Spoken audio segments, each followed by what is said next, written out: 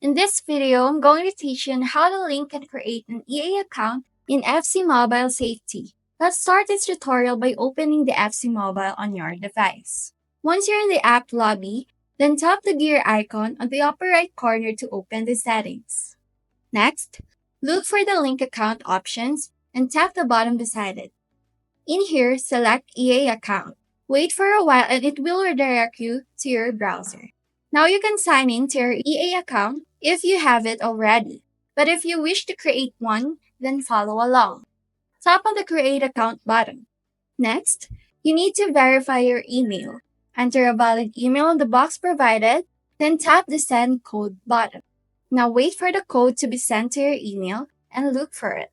Enter the code on the box right here and tap the Agree and Submit button.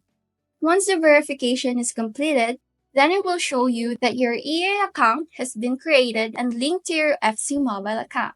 That's it.